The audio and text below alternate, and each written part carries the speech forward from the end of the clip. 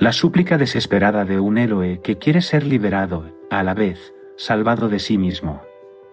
El mar estaba quieto, como si una mano divina hubiera detenido su respiración.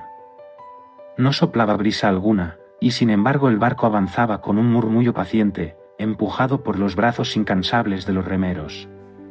Todos ellos, con la cera endurecida sellando sus oídos, parecían estatuas vivientes entregadas a una tarea ritual. Yo era el único que podía escuchar. Atado al mástil, con las cuerdas hundiéndose en mis muñecas, aguardé el sonido que Circe me había descrito con palabras que no eran advertencia, sino profecía. Sabía que ningún hombre era capaz de oírlo sin perderse para siempre, y aún así, lo deseaba como se desea la visión de una verdad oculta. Entonces, comenzaron ellas. No eran voces humanas. Tampoco divinas. Era un sonido que nacía del horizonte mismo, como si el mundo, las olas, el viento que no soplaba, las piedras ocultas bajo el agua, hubiera encontrado por fin un lenguaje. Su canto llevaba mi nombre. Ulises. Ulises. Las sirenas no prometieron placeres. Prometieron sentido. Dijeron que conocían cada hilo que tejió y deshizo la guerra de Troya, cada acto de mis enemigos, cada duda de mis aliados, que podían narrar mi vida entera, y también su desenlace. Que podían decirme que esperan los dioses, y qué precio tendría mi retorno. Me prometieron saber, y yo, que había visto morir a reyes y monstruos, que había tocado la arena de los infiernos y la piel de la gloria, supe que ninguna tentación era mayor que esa. Quise zafarme. Quise nadar hacia ellas. Quise desaparecer. Grité. Maldije. Supliqué a mis hombres que me desataran.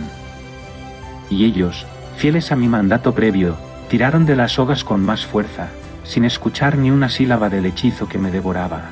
El canto se volvió más dulce, más preciso. No hablaba a un hombre, sino a mi alma.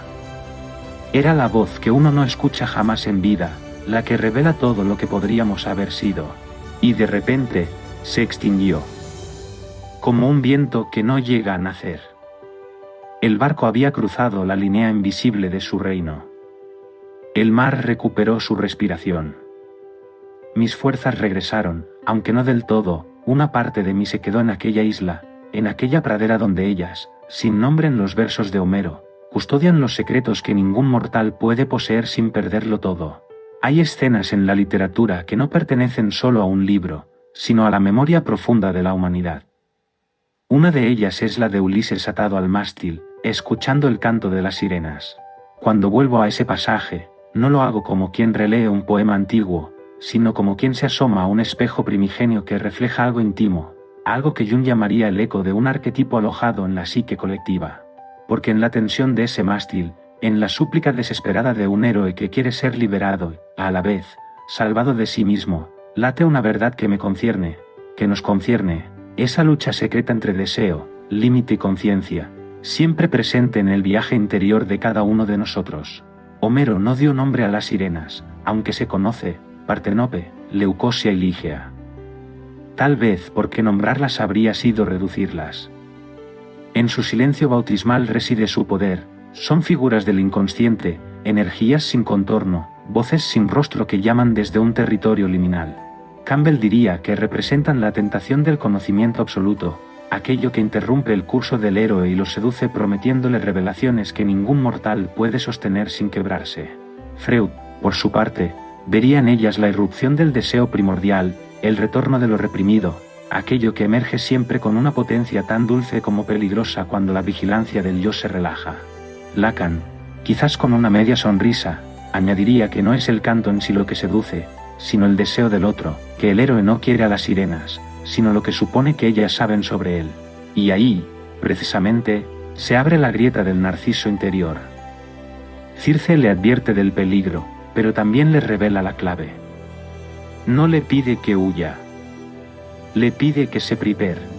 Y esa preparación es, en realidad, una aceptación de su propia vulnerabilidad. Ulises no es menos héroe por temer al canto, es más héroe porque lo reconoce y diseña una estrategia lúcida para atravesarlo sin sucumbir. A mí siempre me ha conmovido ese gesto, el héroe que se ata voluntariamente, que se somete a un límite impuesto por él mismo. Lacan hablaría aquí del acto ético, no renunciar al deseo, pero tampoco dejarse arrastrar por él hacia la disolución. Freud lo llamaría sublimación, orientar la pulsión hacia un propósito superior sin negarla. Jung lo reconocería como integración, el yo consciente enfrentando a las sombras sin violencia, pero sin capitular. Y Campbell lo vería como un momento crucial del monomito, la prueba que confirma si el héroe está preparado para regresar al mundo con una sabiduría mayor. Y entonces ocurre lo inevitable, las sirenas comienzan a cantar. Y lo que Homero describe no es un canto sensual, como la tradición posterior insistió en imaginar, sino algo mucho más profundo y terrible, la promesa del sentido total. Las sirenas no ofrecen placer, ofrecen conocimiento. Ofrecen la respuesta al enigma de la existencia, al porqué de la guerra de Troya, al destino del héroe, al misterio de los dioses.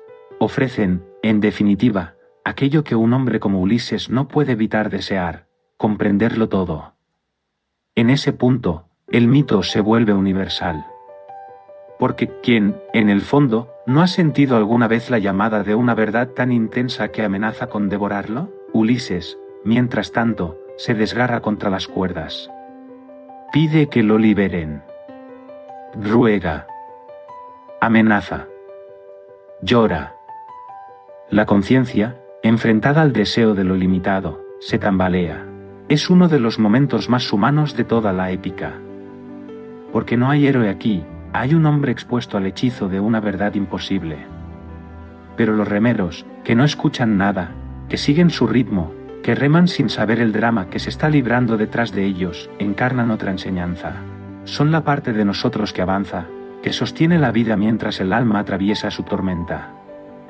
Son la fuerza de la costumbre, de la disciplina, del cuerpo que sigue su curso incluso cuando la mente se extravía. Freud los llamaría los guardianes del yo. Jung los vería como las funciones auxiliares de la conciencia.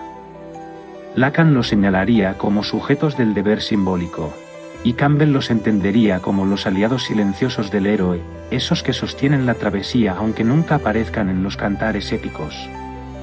Cuando el barco finalmente supera la zona encantada, el canto cesa. No se desvanece, se corta. Como si una puerta hubiera sido cerrada de golpe por manos invisibles.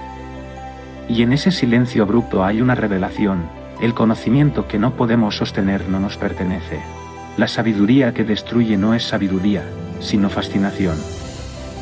Jung escribiría que aquello que no se integra se vuelve sombra. Freud añadiría que el deseo que no se admite se repite como compulsión. Lacan diría que la verdad no toda es la única que un sujeto puede habitar sin perderse. Campbell concluiría que el héroe regresa no porque haya vencido a las sirenas, sino porque ha sobrevivido a su propio deseo de detenerse junto a ellas.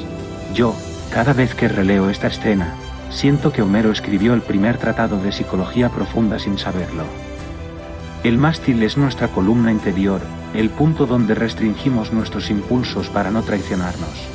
Las cuerdas son los pactos que hacemos con nosotros mismos cuando intuimos que podemos perder el rumbo.